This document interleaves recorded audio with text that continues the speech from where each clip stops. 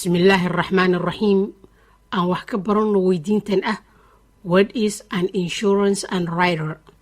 Insurance underwriter waa xirfadle qiimeeya khasaaraha la xiriira shakhsiyaadka, ganacsiyada iyo hantida la rabo in la caymiyo.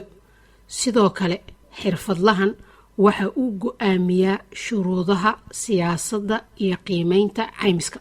xirfadlayaashan waxa ay door muhiim ah ka ciyaaraan howlaha caymiska oo waxay go'aamiyaan haddii codsadahan uu ehel u yahay in la caymiyo iyo in kale.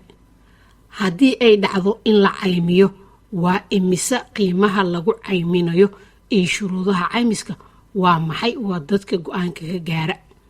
markana aan isla aragno mas'uuliyadaha ugu waaweyn ee laga rabo qofka ku shaqeeya insurance underwriter. kow, qiimeynta khasaaraha oo insurance underwriters waxa ay qiimeeyaan khasaaraha ka iman karta dadka ay caymiyeen. haddaba si ay u qiimeeyaan waxa ay xisaabta ku darsadaan da'da codsadaha, caafimaadkiisa ama caafimaadkeeda, shaqada uu qabto qofkani waa maxay. sidoo kale waxay qiimeeyaan suurtagalnimada uu qofkan ku soo codsan karo magdhow haddii la caymiyo. marka ay qiimeeyaan khasaaraha inta uu la ekaan karo, ayay go'aamiyaan haddii la ansixinayo oo qofkan ama shirkadan la caymin karo ama haddii loo diidayo codsigooda caymiska. haddii ay marka soo baxdo in la caymin karo, waxay sidoo kale go'aan ka gaaraan intee bay la ekaan kartaa magdhowga ugu badan ee la siin karo haddii uu macmiilka u qabsado dhibkii laga caymiyey. sidoo kale, lacagta laga rabo macmiilka inuu jeebkiisa ka bixiyo inta shirkadda caymiska aanay wax magdhow ah bixinin, lacalla haddii uu imaado dhib ee loo yaqaano deductibles, mise ayay noqonaysaa. 3, marka 1 iyo 2 lasoo xisaabiyo, 3 waxa ay noqonaysaa in la qiimeeyo lacagta ku habboon in caymis ahaan looga qaado macmiilka oo loo yaqaano insurance premium waa imisa. ogow, haddii ay dhacdo in khasaaraha la filayo uu badan yahay, waxaa macmiilka laga qaadayaa premium badan ama lacag badan. haddii uu khasaaraha yar yahayna, waxaa laga qaadayaa premium yar. sidoo kale ogow, haddii insurance deductible uu badan yahay, waxaa laga qaadaa macmiilka premium yar, balse haddii insurance deductibles uu yar yahay, waxaa laga qaadayaa premium badan.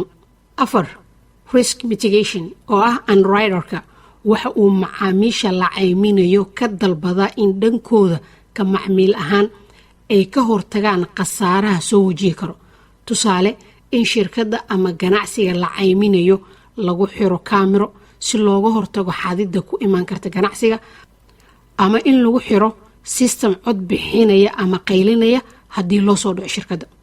haddaba marka uu qofka macmiilka ah raaco tala bixinta oo kale ee ah ka hortaga khasaaraha, waxaa ka yaraanaysa lacagta uu siinayo shirkadda caymiska ee loo yaqaano insurance premium.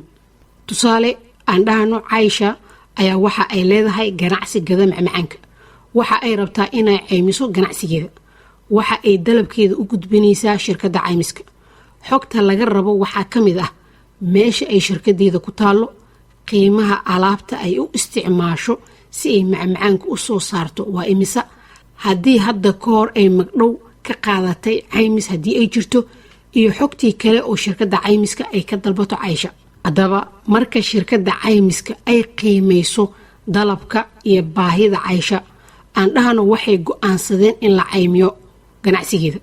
haddaba waxaa loo soo sheegayaa inta ay la eg tahay magdhowga ugu badan ee la siinayo haddii ay dhibaato ku imaato, inta ay la eg tahay. sidoo kale, inta ay la eg tahay lacagta ay jeebkeeda ka bixinayso lacalla haddii ay dhacdo dhibaatada ee loo yaqaano deductible. ogow, lacagtaas oo dhan waxaa la go'aamiyaa marka la qiimeeyo kadib khasaaraha ka iman kara dhanka macmiilka. tusaalahan waxa aan ku aragnay ahmiyadda insurance underwriters ay u leedahay inay qiimeyn ku samayn karaan shirkadda macmacaankan Caaisha ay leedahay oo kale, si loo go'aamiyo inta ay la eg tahay caymiska laga qaado Caaisha iyo magdhowga ugu badan ee la siinayo haddii uu dhibkii laga ceymiyey qabsado. xog dheeraada oo ku saabsan qeexidda caymiska, insurance premium, insurance deductibles, fadlan ka dhegeyso lifaaqa hoose oo aan hadda koor kaga soo hadalnay. mahadsanidin waa inoo markale haddii rabbi idmo.